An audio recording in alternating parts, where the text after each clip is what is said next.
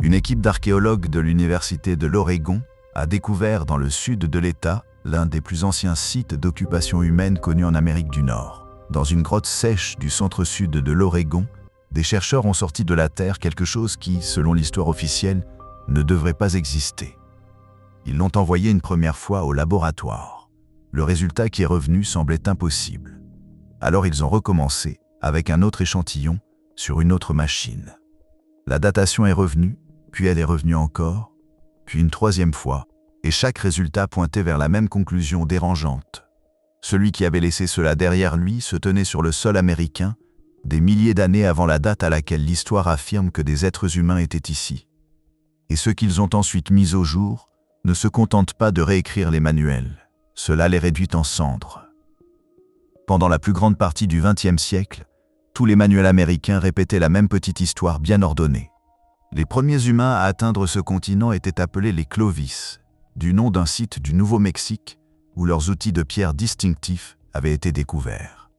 On parlait d'indices datés de l'usage du tabac dans la préhistoire des Amériques, bien avant 3000 ou 3500 ans. Les Clovis étaient décrits comme de grands chasseurs, capables de façonner des pointes de lance Stanley, des lames creusées d'une rainure centrale qui les rendait plus légères, plus efficaces et plus meurtrières. La chronologie semblait propre. Ils auraient traversé un pont terrestre gelé entre l'Asie et l'Alaska il y a environ 13 000 ans, se seraient glissés vers le sud par un corridor libre de glace, puis auraient peuplé tout le continent. Fin de l'histoire. Cette version fut imprimée dans les livres scolaires, elle fut répétée dans les documentaires, elle fut défendue avec acharnement par les scientifiques qui avaient bâti leur carrière dessus. Puis quelqu'un se mit à fouiller une série de grottes sèches du centre-sud de l'Oregon, connues sous le nom de grottes de Paisley. Les chercheurs connaissaient Paisley depuis des décennies, mais personne n'avait regardé assez attentivement. Personne n'avait creusé assez profondément. Et lorsqu'ils le firent enfin, ce qu'ils tirèrent de la terre n'était pas une arme. Ce n'était pas un outil. C'était quelque chose que personne n'attendait. Des excréments humains conservés, desséchés et durcis pendant des millénaires, reposant dans le sol de la grotte exactement là où quelqu'un les avait laissés. L'air sec du désert avait accompli ce qu'aucun musée ne pouvait faire. Il avait préservé un indice organique fragile à travers une durée presque inimaginable. Et dans ces modestes fragments de matière ancienne, se trouvait quelque chose que les outils de pierre ne peuvent jamais offrir. De l'ADN humain. Lorsque les scientifiques extrairent l'ADN mitochondrial des échantillons et le séquencèrent, le résultat fut impossible à ignorer. Le matériel génétique correspondait aux haplogroupes fondateurs amérindiens A2 et B2. Il s'agissait d'ancêtres directs des peuples autochtones modernes des Amériques. Pas d'une population disparue, pas d'une migration ratée sans descendants. De véritables ancêtres de personnes vivantes encore aujourd'hui sur ce continent. Des personnes avec des familles, des noms, des lignées qui remontent à travers les millénaires jusqu'à une grotte dont presque personne dans le monde n'avait jamais entendu parler. Puis arriva la date. La méthode utilisée était la spectrométrie de masse par accélérateur, une technique qui mesure directement l'âge de la matière organique, sans dépendre uniquement de la Terre ou des objets environnants. Une fois calibrés, les restes préservés furent datés de plus de 14 000 ans avant le présent, au moins 1000 ans avant l'arrivée supposée des Clovis. Les Clovis n'étaient pas les premiers. Ils n'étaient même pas proches de l'être. Et voici la partie que presque personne ne veut dire à voix haute. Les grottes de Paisley n'étaient même pas la première fissure dans le récit. Elles furent seulement celle qui finit par faire céder le barrage. La première fissure était apparue des décennies plus tôt, de l'autre côté du pays, dans un abri sous roche en grès de l'ouest de la Pennsylvanie. Le site de Meadowcroft se trouvait sur la rive d'un petit cours d'eau, à environ 7000 en amont de la rivière Ohio, sous des corniches qui s'avançaient hors de la colline comme un toit de pierre. Un archéologue décrivit plus tard l'endroit comme ayant tous les attraits d'un refuge préhistorique idéal, le genre de lieu où des voyageurs anciens se seraient arrêtés pour la nuit sans même y réfléchir.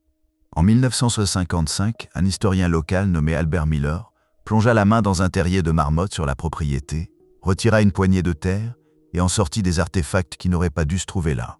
Lorsque les premières fouilles sérieuses commencèrent en 1973, les chercheurs pensaient encore comprendre presque tout ce qu'il y avait à savoir sur les premiers habitants du Nouveau Monde. Le modèle dominant existait déjà, solide, installé, presque intouchable. Cette année-là, un scientifique nommé Jim Adovasio commença à fouiller le sol de l'abri, couche après couche. Plus il descendait, plus les preuves devenaient anciennes. Lorsque les échantillons au radiocarbone furent analysés, ils indiquèrent que des humains avaient visité Meadowcroft dès 16 000 à 19 000 années calendaires calibrées avant notre époque. En juillet 1980, Adovasio publia les résultats dans American Antiquity et déclara ouvertement que le modèle Clovis d'abord était faux. La réaction fut brutale. Certains l'accusèrent d'avoir utilisé des échantillons contaminés.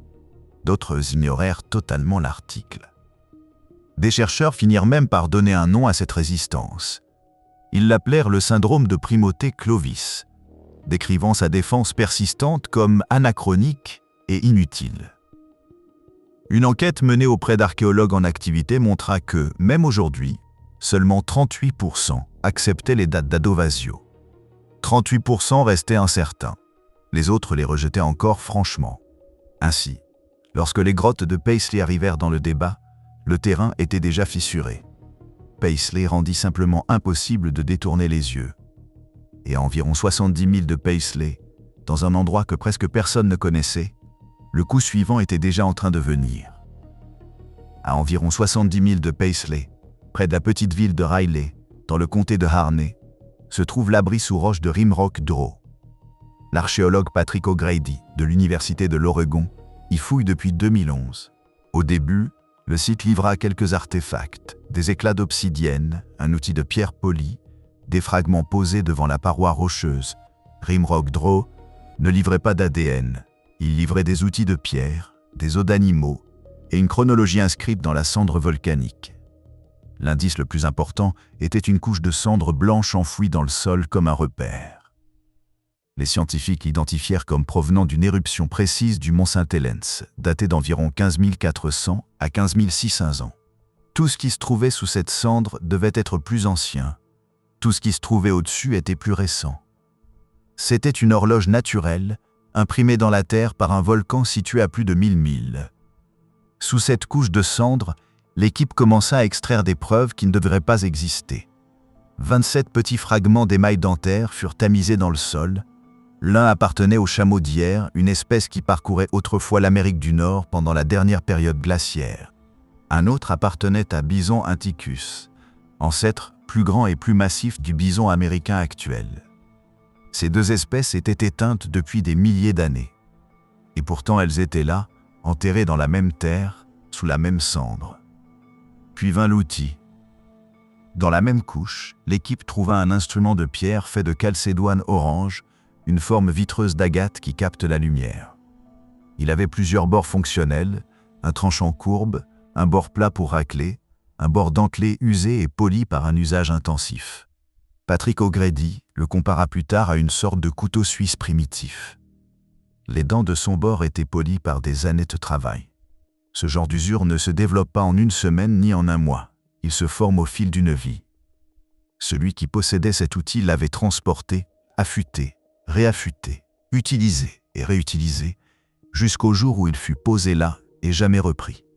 La position de l'outil changeait tout. Il se trouvait environ 10 cm sous les fragments de dents de chameau, ce qui signifiait qu'il était plus ancien que les restes animaux. Et ces restes, une fois testés, se révélèrent plus anciens que ce à quoi quiconque était préparé. Le laboratoire réalisa un premier test, puis un second. Les deux indiquèrent la même fenêtre. Les dents de chameau et de bison dataient d'environ 21 000 à 22 000 ans. O'Grady, face à ce second résultat concordant, admit plus tard que c'était extrêmement inquiétant d'avoir une seule date aussi ancienne. On ne veut pas annoncer une chose pareille sans preuve pour l'appuyer, mais il avait maintenant 2 échantillons, 2 tests indépendants et 2 résultats identiques. Les animaux de Rimrock Draw étaient morts il y a plus de 18 000 ans. Et l'outil de pierre enfoui sous leurs dents suggérait que quelqu'un avait été là encore plus tôt. Ces outils de pierre appartiennent à une catégorie que les scientifiques appellent la tradition à tiges occidentales. Ils possèdent de longues lames, des épaules faibles et des bases arrondies. Ils ne ressemblent pas aux pointes Clovis.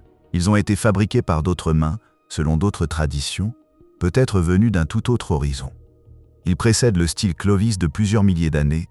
Ceux qui fabriquaient ces outils n'étaient pas des Clovis, ils étaient autre chose. Mais l'Oregon n'était que le début. 700 000 plus au sud, dans un désert de gypse que presque personne n'avait pris la peine de cartographier, 61 empreintes attendaient dans la poussière. Et les gens qui les avaient laissées ne devraient pas avoir existé. Le parc national de White Sands est un vaste champ de dunes blanches de gypse dans le sud du Nouveau-Mexique. En 2009, des chercheurs marchant sur la surface asséchée d'anciens lits lacustres remarquèrent quelque chose imprimé dans le gypse. Des empreintes, pas une ou deux. 61 traces fossilisées, laissées par des humains marchant le long de la rive d'un lac de l'âge glaciaire, connu sous le nom de lac Otero. Les empreintes étaient si nettes que l'on distinguait les orteils et la courbe de la voûte plantaire. Certaines étaient petites, de la taille du pied d'un enfant, d'autres correspondaient à un adulte avançant vite, presque en train de courir. C'étaient les traces de groupes de personnes, y compris des enfants, se déplaçant dans un paysage depuis longtemps transformé en poussière. Un instant figé dans le temps, saisi dans la boue, séché par le soleil puis enterré par les sédiments jusqu'à ce que quelqu'un tombe dessus des milliers d'années plus tard. La première tentative de datation eut lieu en 2021. Les scientifiques datèrent au radiocarbone des graines d'une plante aquatique appelée Rupis spirale, trouvée dans les mêmes couches de sédiments que les empreintes. Les résultats indiquèrent entre 21 000 et 23 000 ans. Et c'est là que la chronologie des manuels devint encore plus intenable. Les sceptiques répliquèrent aussitôt, affirmant que les graines avaient pu absorber du carbone ancien, provenant des eaux souterraines, ce qui les aurait fait paraître beaucoup plus vieilles qu'elles ne l'étaient réellement. C'était une critique légitime. Alors les chercheurs testèrent de nouveau, avec une méthode entièrement différente. Cette fois, ils analysèrent du pollen de conifères provenant des mêmes couches. Le pollen n'est pas affecté par le carbone des eaux souterraines, il provient directement d'arbres vivants à l'époque. Les nouveaux résultats correspondirent exactement aux premiers, entre 20 et 1 000 et 23 000 ans. En juin 2025, une troisième étude publiée dans Science Advances examina de la matière organique extraite de boue, de zones humides et de sédiments de lacs peu profonds. 3 sources séparées, pollen, graines et boue organique, furent testées indépendamment. Les 3 pointaient vers la même fenêtre temporelle, le cœur de la dernière période glaciaire, quand l'Amérique du Nord était un paysage dur, froid et brutal. À White Sands, les empreintes humaines furent trouvées aux côtés de traces de mammouths colombiens et de paresseux terrestres géants, d'énormes créatures disparues du continent depuis des milliers d'années. Leurs pistes se croisent dans la même boue ancienne, conservée ensemble. Pour la plupart des archéologues, c'était déjà une découverte capable de bouleverser une carrière. Le genre de résultat que personne ne veut être seul à défendre. Mais White Sands atteint 23 000 ans dans son estimation la plus ancienne. En Californie du Sud, il existe quelque chose de si vieux que White Sands paraît presque moderne. Et cela fut trouvé par accident, par des hommes qui ne cherchaient rien. Une équipe de construction travaillait sur une autoroute lorsqu'une machine heurta un os. La lame s'arrêta, le contremaître s'approcha. Ce qu'il voyait n'était pas une pierre, ce n'était pas un tuyau, c'était la courbe reconnaissable de quelque chose qui avait autrefois été vivant. Le chantier s'arrêta complètement. Des paléontologues furent appelés. Ce qu'ils retirèrent du sol était le reste partiel d'un mastodonte, un animal proche de l'éléphant, disparu à la fin de l'âge glaciaire. Mais les os n'étaient pas disposés naturellement. Quelque chose leur avait été fait. Quelque chose de délibéré. Et à mesure que l'équipe retirait la terre, une idée commença à s'imposer aux personnes autour de la fosse. Ils ne regardaient pas seulement un fossile, ils regardaient une scène. Les os du mastodonte présentaient des fractures en spirale, un type de cassure qui ne se produit que lorsque l'os est encore frais. Un os fossilisé ne se brise pas ainsi. Un vieil île éclate, un os frais se tord. Quelqu'un avait volontairement ouvert ses os, presque certainement pour atteindre la moelle à l'intérieur, une source de nourriture dense et précieuse pour les humains préhistoriques. Et puis il y avait les pierres. Parmi les os se trouvaient 5 gros galets, des pierres de la taille d'un poing qui n'appartenaient pas au sol environnant. Les géologues firent les calculs. Ces pierres étaient trop grosses et trop lourdes pour avoir été transportées là par l'eau. Quelqu'un les avait apportées. Quelqu'un les avait utilisés comme marteau et enclume. Puis, pour une raison que personne ne connaîtra jamais, cette personne était partie en les laissant derrière elle. Voici la partie qui effraie les spécialistes. La méthode utilisée pour dater l'os était l'analyse radiométrique uranium-thorium. Et chaque test donna la même réponse. Les os avaient environ 130 600 ans, relisez cette durée. 130 600 ans. En 2017, la revue Nature publia l'étude. Les auteurs, Stephen Holland, Kathleen Holland, Thomas Demeret et Richard Foulagar, formulèrent leurs conclusions dans le langage académique le plus prudent possible. Mais l'affirmation explosa dans le domaine. Une forme humaine quelconque se trouvait déjà en Amérique du Nord il y a 130 700 ans. Pas nécessairement des humains modernes, pas des néandertaliens. Quelque chose d'autre, quelque chose que les modèles existants ne savent même pas nommer. La communauté archéologique dominante a, pour l'essentiel, évité de s'engager avec le site de Cerutti. Il est trop radical, trop difficile à expliquer, trop dangereux pour les carrières de ceux qui devraient admettre que tout le cadre était faux. Alors qui était-il ? Qui a brisé les os d'un mastodonte en Californie il y a plus de 130 000 ans, puis est parti en laissant ses pierres dans la terre ? Personne ne sait. Personne ne peut même vraiment deviner. Pendant longtemps, l'hypothèse dominante était simple. Sibérie, pont terrestre, une seule porte d'entrée. Mais de nouvelles preuves venues de la génétique et des outils de pierre pointent désormais vers autre chose. Quelque part au-delà de l'océan. Quelque part qui, selon l'ancien récit, aurait dû être impossible à atteindre. L'histoire officielle affirme que les premiers Américains sont venus d'Asie en Amérique du Nord par un pont terrestre appelé Béringie. C'était la seule porte, la seule route possible. Mais les nouvelles découvertes forcent les scientifiques à poser une autre question. Et si certains des premiers Américains n'avaient pas marché du tout ? Et s'il était venu en bateau ? Et s'il n'était pas parti de Sibérie mais d'une région beaucoup plus au sud, comme la côte chinoise ? La première indication que des humains anciens pouvaient traverser la mer vient d'un endroit où le trajet aurait dû paraître impensable, la Crète, en Méditerranée. La Crète est une île depuis environ 5 millions d'années. Elle n'a jamais été reliée au continent depuis que les humains existent. Quiconque y a posé le pied a dû arriver par l'eau. Pas sur un radeau dérivant par hasard, sur une embarcation construite avec intention, capable de franchir au moins 40 milles de mer ouverte. Une équipe dirigée par Thomas Strasser et Eleni Panagopoulou a trouvé des outils de pierre sur 2 sites crétois. Ces outils n'étaient pas récents, ils dataient de 130 000 à 700 000 ans. Ils ressemblaient à des outils fabriqués par Homo heidelbergensis et Homo erectus, des ancêtres humains qui parcouraient la Terre bien avant l'apparition des humains modernes.